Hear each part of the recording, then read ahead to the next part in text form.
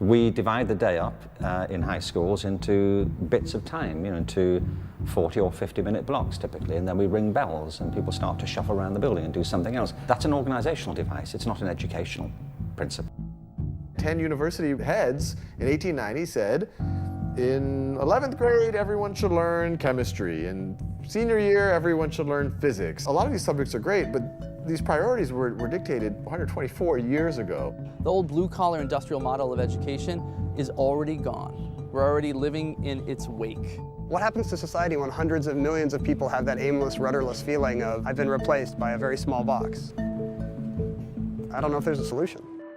The problem for us, and what we see at Google, is that some of the people who do well in those things actually you don't want to work with because they're not great on teams, they're not collaborative, and the best, smartest people actually aren't the ones who always get the best grades. We do something to kids in our educational system where, a child is born knowing nothing, and all they want to do is learn, right? Every experience in the universe is new to you, right? And you're soaking this in and you're a learning machine. And we grind it out of them in our educational system. And we're taught not to learn. We're taught to memorize. We're taught to be very good at figuring out what it is that a teacher or a manager wants us to do, and then deliver what that teacher or manager wants. The kind of work we do in the real world and the kind of people who succeed in various kinds of job settings are those who are resourceful, resilient, will keep at it, will continue to learn, have a learning growth mindset.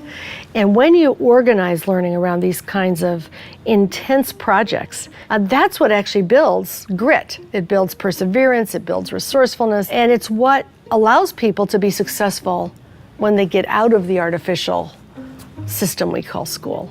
For all of human history, the primary focus of education has been acquiring more content knowledge, right? The whole idea is, you know more stuff, you're gonna be better off for whatever sets of reasons. And the only way to get it is through the teacher. You don't have to do that anymore. Today, content is ubiquitous. It's free. It's on every internet-connected device. And it's growing exponentially and changing constantly. If we can compete with other countries, it's got to be in producing citizens capable of innovative thinking. Not citizens capable of industrial production, not citizens capable of assembling iPads. We're going to lose if that's what we think we're producing. The old blue-collar industrial model of education is already gone. We're already living in its wake.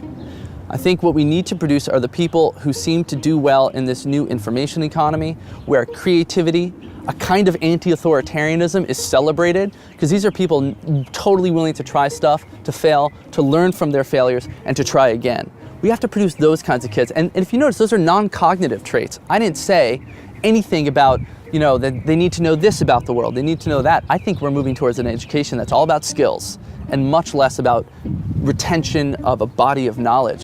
When we hire at Khan Academy, and we're trying to hire people who software engineers and people who can help with content and help us do research, and these are the types of jobs that are these are the growth jobs of the 21st century, highly creative jobs, and we ask ourselves questions like, what are their logical and critical thinking skills? What's their ability to communicate? How curious is that person? How good is that person at giving and receiving feedback? How empathetic and self-aware are these people? And when we look at a resume, even from a fancy university, from Harvard or Stanford, or we don't know. 3.9 GPA tells us very little about that. It just tells us that they did well on a series of courses. It's a big moment because the students are going to present their work to the world, and it's going to be high quality, or it's not going to. In some cases it is, in some cases it's not. It's still an accountability strategy. It's still a pushing strategy, but it's just what do you want to be held accountable to? Test scores? Kids producing high quality work.